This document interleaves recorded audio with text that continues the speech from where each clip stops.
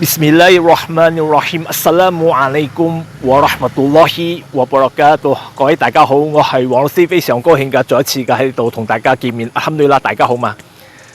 一切讚頌全歸阿拉，我作證萬物非主，唯有阿拉。我也作證穆罕默德係阿拉的使者。咁喺今日，黃老師亦都唔例外，繼續嘅同大家分享有關於伊斯蘭嘅知識。咁喺今日，我先同大家分享一個主題，關於感恩。喺伊斯蘭裏邊有陣時，我哋睇到啲人啊，去講啊。要睇一個人啊，首先睇佢做禮拜，佢點樣做禮拜。咁喺禮拜出邊啊，佢大多數咧係屬於咁嘅人。意思係講一個人如果去做禮拜啊，隨隨便便啊，佢喺出邊啊做嘢亦都係隨隨便便用，大多數啦，唔係講100%先，大多數。如果一個人去做禮拜啊，做得好專心、好謙順啊，去鞠躬、去誦讀，每一個步驟啊，去做到好小心啊。意思講呢個人啊，佢喺出邊做嘢啊，佢亦都係好小心嘅。所以嗰陣時，我哋要知道一個人是否佢係一個懂得感謝阿拉的人啊，我哋唔知道嘅喎。我哋人生隔層皮啊嘛，啱冇？佢心諗乜嘢我哋唔知道嘅。但係聖人穆罕默德صلى الله عليه وسلم一段聖訓裏邊啊，來自阿布胡里羅羅迪羅番號，希望我都喜悅佢。佢曾經聽阿拉的使者穆罕默德صلى الله عليه وسلم，希望阿拉賜福平安俾佢。佢曾經講，聖人講，若果一個人啊，佢係一個唔懂得感謝他人的人啊，佢亦都係屬於一個唔懂得感謝阿拉的人嘅喎。呢段聖訓係伊瑪目阿布德所記載嘅，亦都佢嘅伊斯蘭係健全嘅。呢段聖訓嘅教導啊，佢講有一個人啊，若果人嚟幫咗佢一件事啊，佢連講聲多謝都冇啊，唔該或者係多謝都冇啊。意思講呢個人啊，佢唔懂得感謝阿拉subhanahu wa ta'ala賜俾佢一切嘅恩惠啊。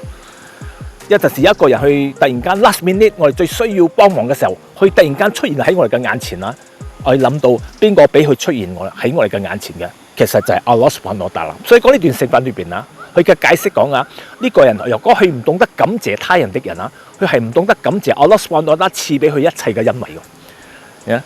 第二樣嘢就係阿拉subhanahu wa ta'ala佢係唔會接受一個唔懂得感謝他人的人。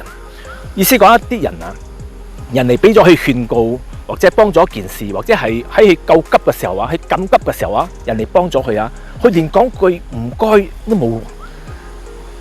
意思講啊，呢個人啊，就算佢點樣喺阿拉嘅面前去講佢係一個感謝阿拉subhanahu wa ta'ala的人啊，阿拉subhanahu wa ta'ala係唔會接受佢嘅嗰種感恩啊。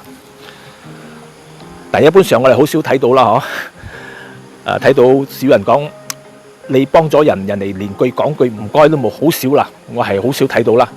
係分別係去講聲唔該係有誠意或者係冇誠意嘅啫。有啲人講唔該，唔該啊，唔該啊，用好似冇誠意嗰種用。有誠意嗰種啊，去講唔該晒你啊，你幫咗我，真係我唔知道點樣報答你啊。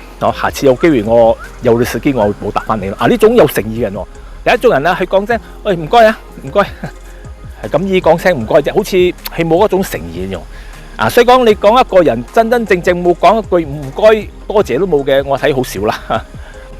當我哋要阿拉接受我哋感謝佢一切嘅恩惠啊，首先我哋第一樣嘢就係我哋要懂得如何嘅感謝他人。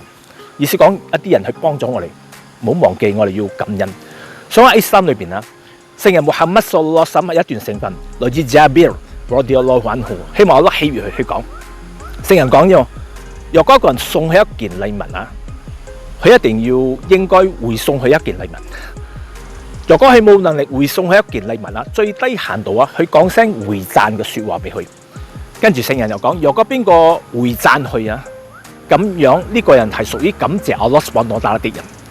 跟住聖人講，若果佢連講句唔該多謝都冇啊，意思講呢個人係屬於一個辜負嘅敵人啊，就係庫夫。呢段聖訓係伊瑪目阿布德所記載，佢嘅伊斯蘭係健全。所以講我哋唔好忘記啊，我哋身邊嘅朋友啊，佢曾經有幫過我哋嘅，甚至乎一啲喺我哋背後為我哋祈禱啊，我哋都唔知道嘅用。所以有陣時我哋有健康，我哋有一啲工作上嘅成功啊，唔好忘記有陣時後邊的人啊，我哋都唔知道佢喺背後為我哋祈禱。所以講我哋好難預測邊個幫過我哋。所以講我哋唯有嘅就係見到人唔好忘記啊，以一種有誠意的心感謝佢哋啦。希望今日少少嘅分享能夠令我哋大家受益啊！多謝大家。Assalamualaikum warahmatullahi wabarakatuh。